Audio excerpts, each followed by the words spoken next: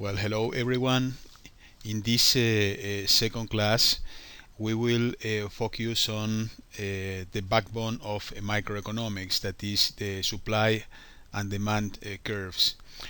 And this is something very interesting because this is very much the backbone of all economics. So in all the different branches of economics, international economics, macroeconomics, industrial economics, whatever, you will see that the supply and demand curves are the backbone of all the analysis that you have to do. And not only that, but if you move into business disciplines like management, strategic management, marketing, you will see that these curves have a tremendous impact. So the first notion that we will see is the elasticity of demand. That elasticity is the measure of the responsiveness of quantity demanded or quantity supplied. In other words, when you change one variable, what happens with the others? When you change the price, what happens with the demand? You will see that in some products you can change the price and the quantity demanded is the same, while in others you change the price a little bit and the quantity demanded can and for marketing, because based on this you will make your marketing decisions. And this depends on some dimensions that you see this in strategic management very clearly, that is the existence of substitutes. If you remember Michael Porter, if you could read Michael Porter when he speaks in his books about competitive strategy, one of the key aspects about competition is the existence of substitutes, and the existence of a substitute leads to the existence of a higher or lower level of competition, and this is automatically related to the concept of elasticity. So markets with no competition become monopolies, and automatically they have normally they have a very high level of inelasticity. That is, the producers can change the prices and the volume of sales ends up being the same.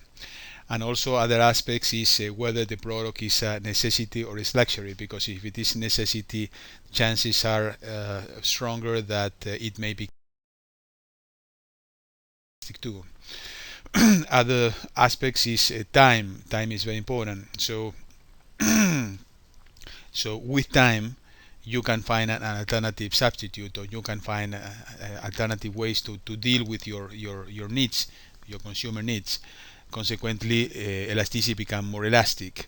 The same about the definition of market. If you define a very small market, very narrow market, it can be monopolistic. But if you widen the market, if you say sodas, okay, sodas, you can drink this and that soda, but one specific soda, probably this is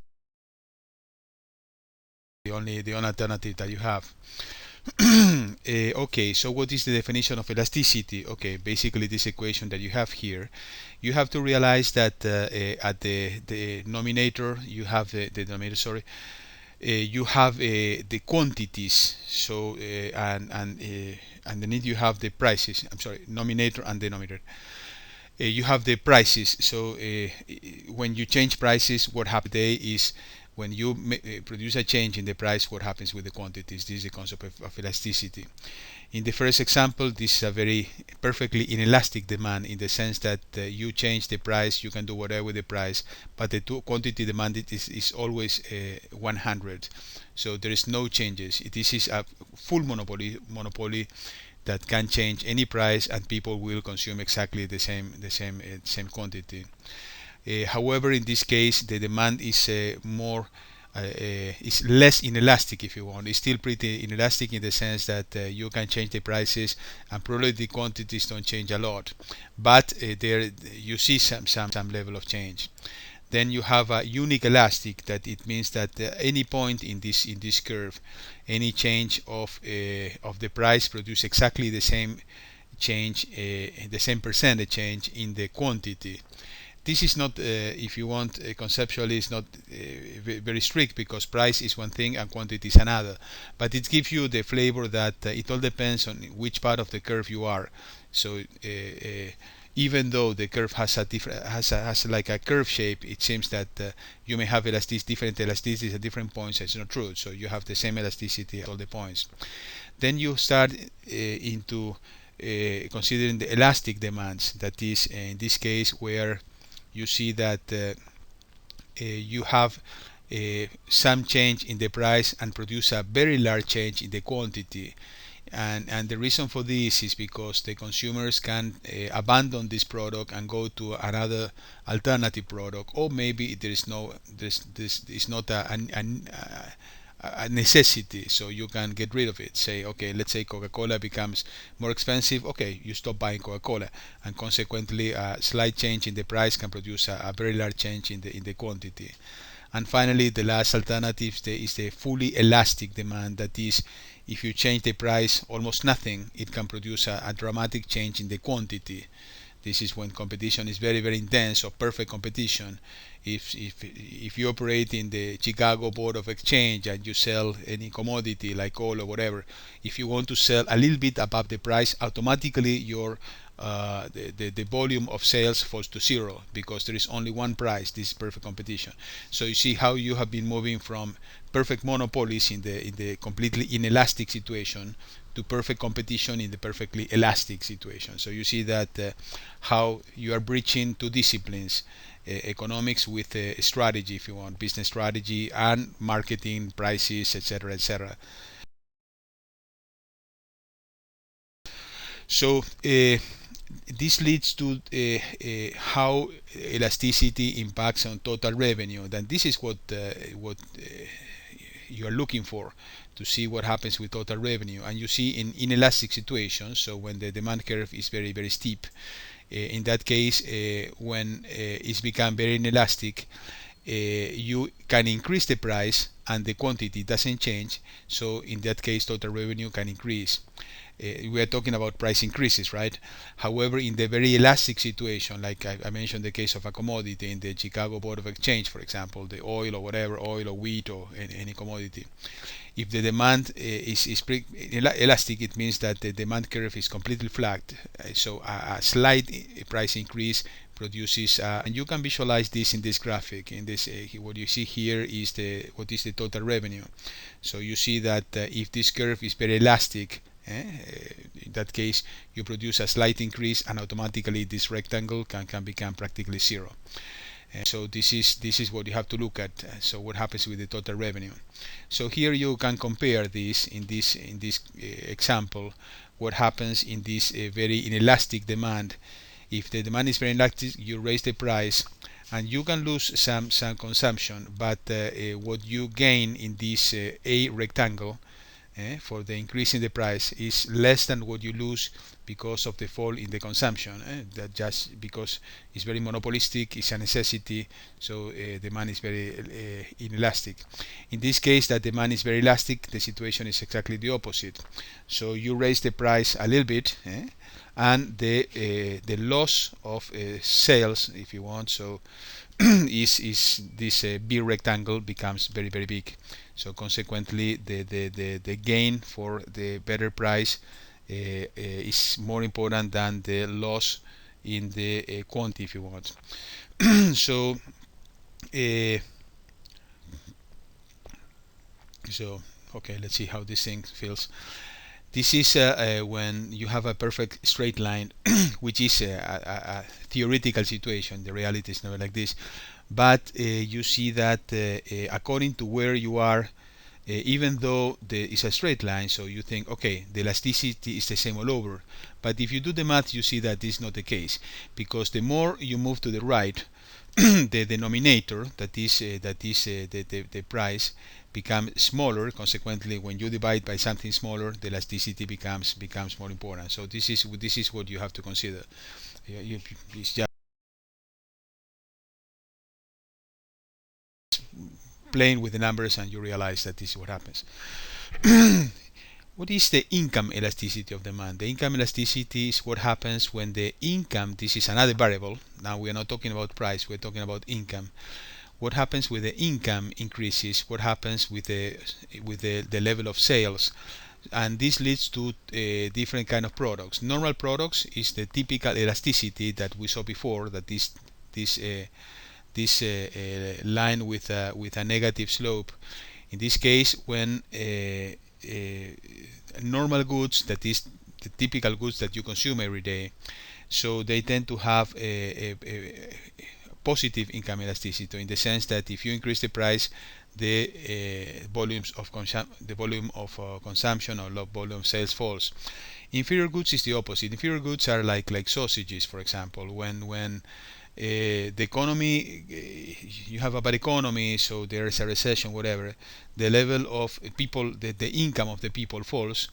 If people have less money, they consume more sausage.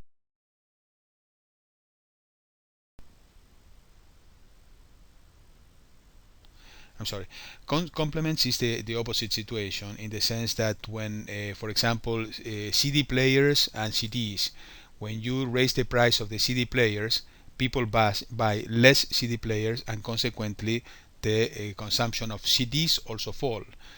So in this case, it complements. So whatever happens in the price of one.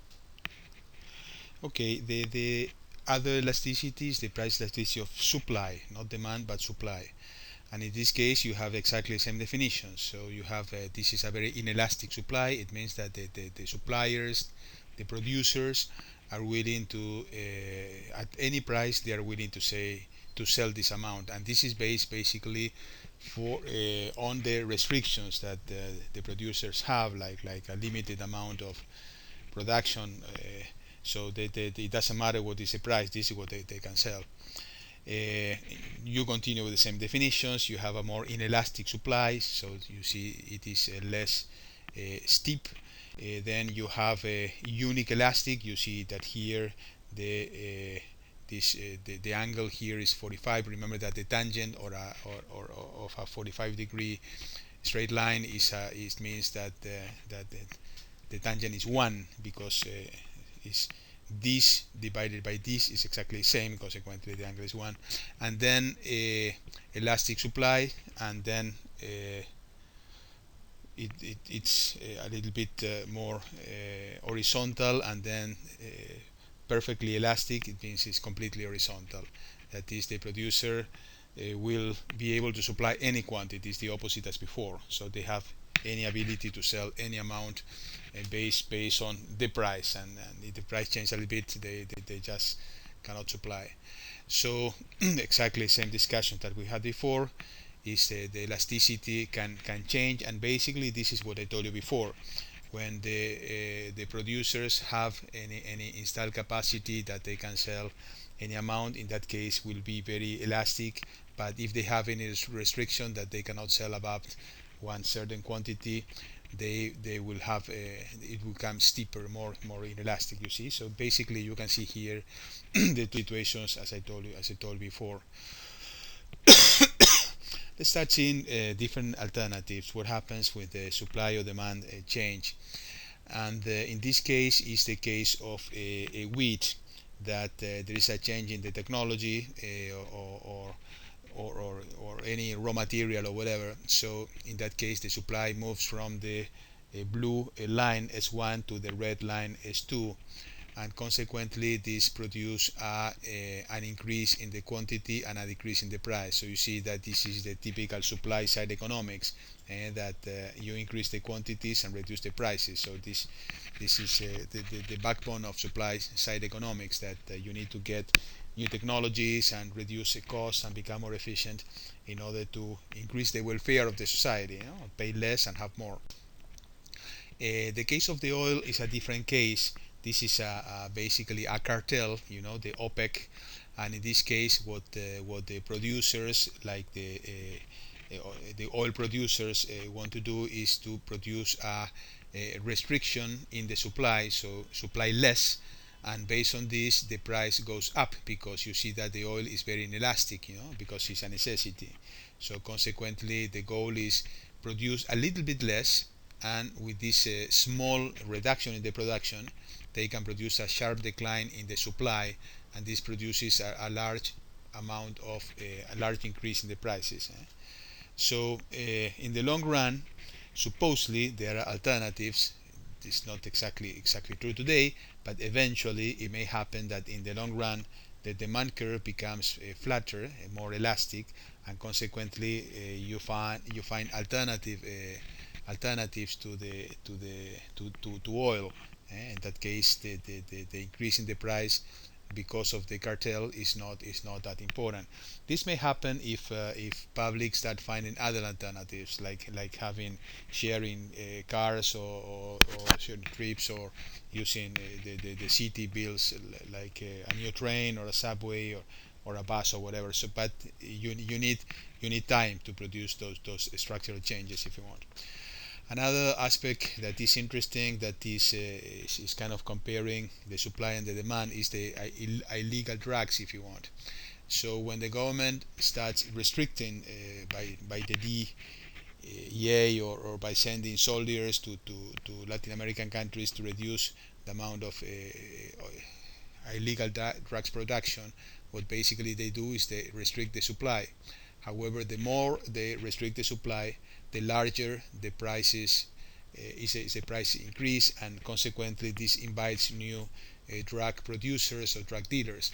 And this is exactly what the reality shows. So there are statistics of the last decades showing that the more the US intervenes to try to restrict the supply, the higher the prices get, and consequently new dealers get into the system, into the production system. And this second chart that you have at the right, shows that the solution is not to restrict the supply, but to reduce the demand. So if by education people become less drug consumers, addicts, or whatever, so eventually you can reduce the price and the consumption, and in that case, yes, you can eliminate the production, and eventually one day you can get rid of the whole drug thing altogether. Okay, let's go into the next chapter, that is supply, demand, and government policies. Let's see what happens when the government intervenes and establishes some restrictions on the free market, if you want. What is the result? Here you have a price ceiling. So the government decides to have like a price that is above the price in equilibrium. And what you will produce is that more producers will want to sell because the price is more interesting, so will want to sell a larger amount, but you will not find too many people willing to buy at that price. So you will have like a oversupply, if you want. The same happens with the government wants to establish like a cap in the price, a price ceiling. In that case, because considers that in this case the ice creams are too expensive.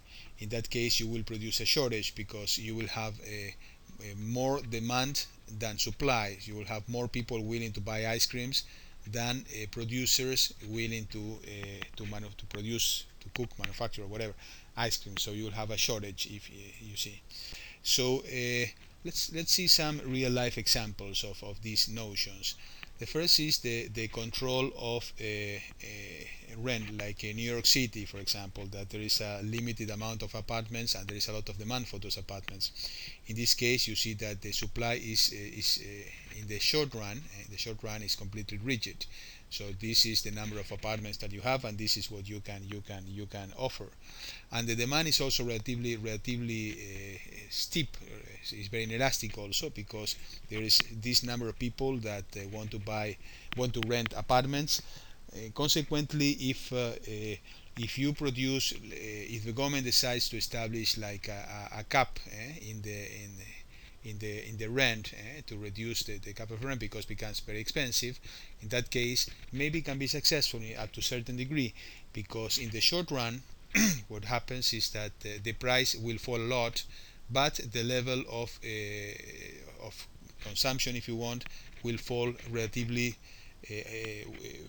Actually, uh, this is a shortage, but this is not a large shortage. So you will have some people that won't be able to rent the apartment, but the shortage is relatively small.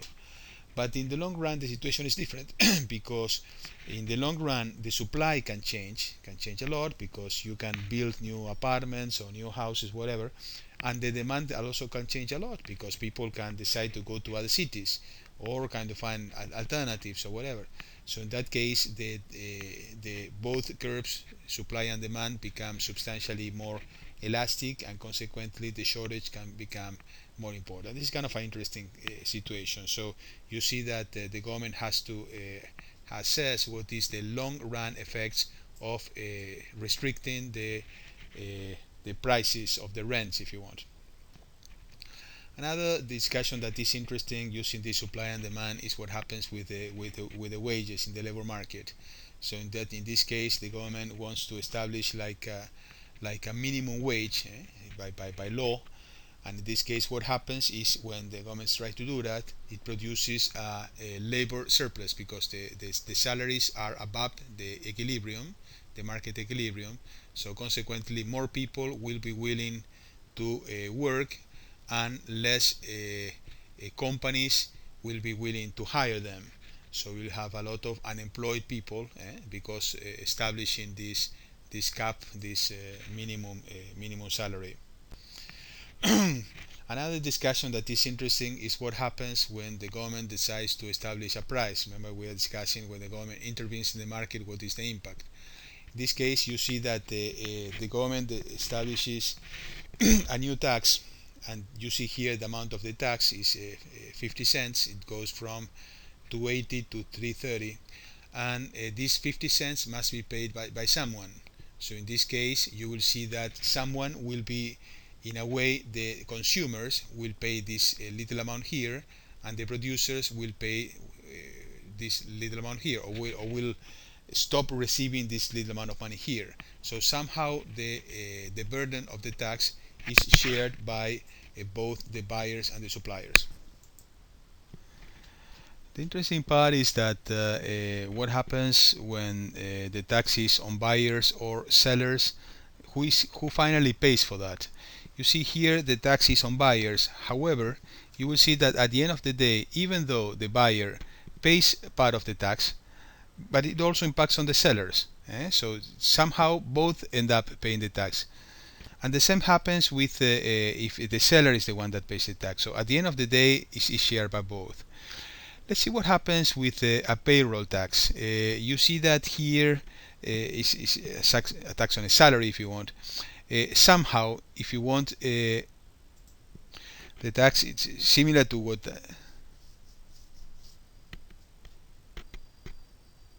Wait. Okay, I'm sorry, the computer froze.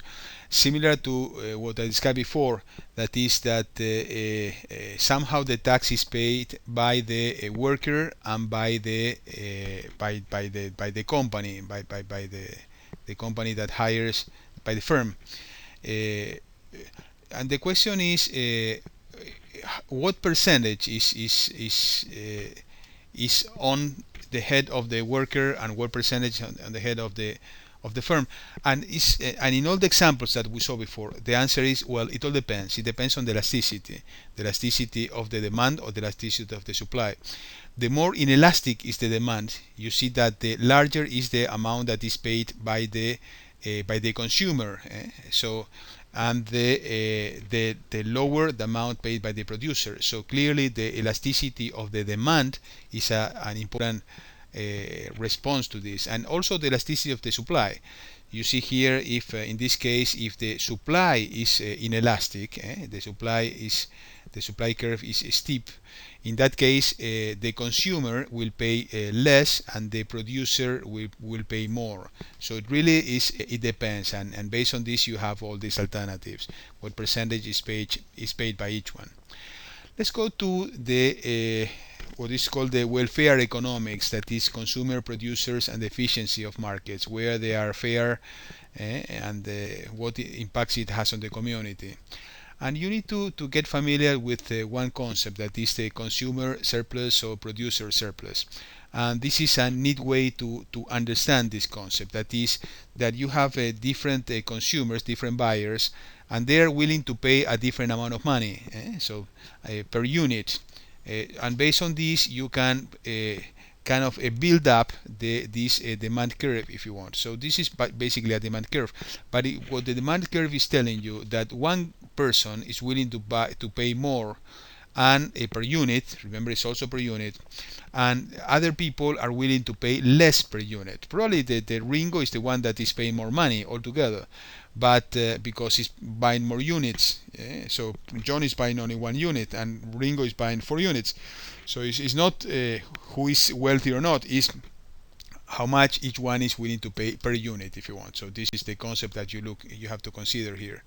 So based on this, you see that this is if the price is set at a lower level, so this is the consumer surplus. That is what is the benefit that John receives paying less than 100. So if the price is 80 and John is willing to pay 100, so this difference of 20 multiplied by 1 unit is the benefit for the consumer surplus for John.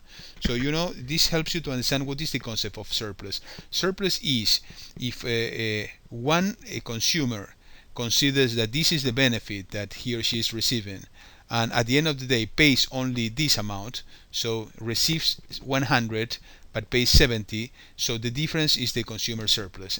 So this is the concept of consumer surplus, and you have to multiply you have to consider the entire rectangle, that is the price multiplied by the number of units that the consumer is receiving, if you want. So the total consumer surplus at the end of the day, in the case that you establish a price here at P1, if this is the price, okay, this is the surplus. In other words, this is the total benefit that the consumer receives above the price that finally pays. And this is what you have to always keep in mind. Otherwise, it becomes a little bit confusing. In this case, if you reduce the price even further, you incorporate more buyers, if you want. Consequently, this is the initial consumer surplus, but this is the total consumer surplus.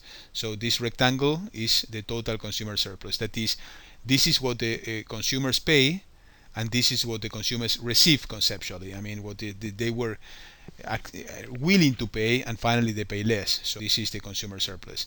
And then you have the same concept for the buyers, that is the producer surplus, and it's a similar concept. You have different sellers, and they are willing to sell at different prices for different reasons, for the cost of production or whatever. And based on this, you can produce this supply curve, that as you see, the supply curve is based on the cost of the different producers, or the price that they are willing to receive in compensation based on their cost.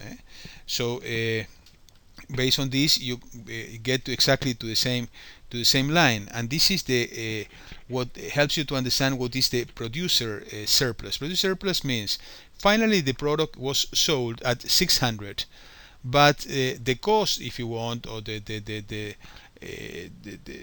for the producer, if you want, or the price that the producer was willing to accept to compensate for the effort of producing, was 500. So this difference, this $100, is the consumer surplus. So it's the benefit that it receives because the price is higher than the cost, if you want. And then you have the same concept here. So in this case, if you increase the sales price to 800, and this producer was willing to sell at 500 and this at 600, so all this area here is the producer surplus. So this is total producer surplus is 500. So based on this, you have what is the total producer surplus, and that is this rectangle and triangle. Sorry, and if you if you raise the price to P2 here in this other line, it raised from P1 to P2.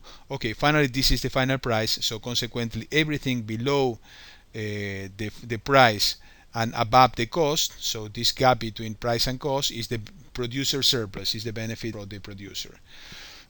So what is the total consumer and producer surplus? Okay, this is the total consumer, this is the total producer surplus. Consequently, this big triangle, the blue and red triangle, is the total surplus of the community, if you want, of the producer and the consumer. Okay, so this is the wisdom of Adam Smith, if you want, that if you have producers that are efficient, if you have consumers that are rational, altogether they can produce a benefit that maximizes the benefit for the community. Okay, so let's talk about an application of this idea, that is the concept of taxation that we already introduced before. So I will be able to go fast. But now that we incorporated this idea of welfare, that is the producer surplus and the consumer surplus, so you see, you will be able to see in numbers what is the impact of taxation. So in this case, if the government decides to levy this level of tax, and this tax is paid by consumers and by producers, so so this is the total tax. So, but you see here what happens with what is the welfare impact. I mean, how much it impacts on the community. So the tax revenue is what the government receives, is this rectangle, but the consumer surplus and the producer surplus that you sacrifice is is this C plus E triangles. Why? Because if this is the final price, or this is what I'm sorry, what finally the consumers receive, the amount that finally is not received by anyone is this C and E, because A is the consumer surplus that is sacrificed but is received by the consumer. B is sacrificed by the consumer but is received by the government in taxes. D is sacrificed by the producer, so it's a producer welfare or producer surplus that is sacrificed by the seller but is received by the government, if you want. And finally, F is the consumer surplus that is received by the the seller. So all this area here, A, B, D, and F, somehow is received by the government or by the producers and consumers, but C and E is not received by anyone. So this is a loss, if you want. It's a deadweight loss. It's money that is not produced, is not consumed. So it produces a loss of wealth for the entire community. Okay, so we already discussed what happens when the supply and demand is inelastic. I mean, who pays for, if the supply is more inelastic, the buyers, the sellers are paying big part of the tax, and the consumers are paying less. If the demand is more inelastic, in that case you see that the consumers are paying more tax, and or if you want to say in terms of welfare terms, in the case of the first example, when the supply is more inelastic, in that case the welfare loss, I mean the deadweight loss of the producers, is larger than the welfare loss or the deadweight loss of the consumers. In this other example at the right, you see that the situation is the opposite. If the demand is very inelastic, it means that the product is a necessity and the consumers need to buy the product, yes or yes. In this case, they will have a larger welfare loss, if you want, deadweight loss, and the producers will have a relatively smaller deadweight loss. So you see, I mean, who is paying the consequences? The same happens here, exactly the same concept that you see here. What happens with the supply and the demand? This is practically the same before, so I don't need to repeat. So the point is that what happens if you pay a relatively small tax or a big tax?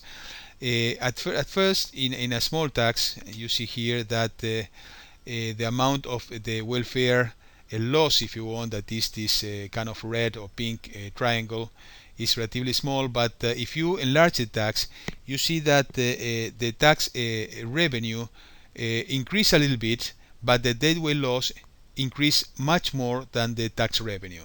So initially, with this little tax, if you want, the tax revenue is very large. But when you increase the tax revenue doesn't necessarily increase, but the deadweight loss increases dramatically. And in the case of a very large tax, you will see that the impact is very dramatic, because you see how the welfare or the deadweight loss, I mean what the producers and consumers stop receiving, is this red triangle that is gigantic, and the tax revenue decrease almost to zero. So you see that large taxes produce are negative, because the only thing they produce is they kill, if you want, welfare for the entire community, and they don't produce any tax revenue at all. So this is what is described in these curves, and this is the famous Laffer curve. That is when the size of the tax is small, you can produce some tax revenue, but if you continue increasing the size of the taxes, the tax revenues fall, and not only the tax revenue falls, but also as we saw in the previous slide, the deadweight loss also falls. This is a very, very interesting dimension of all this discussion.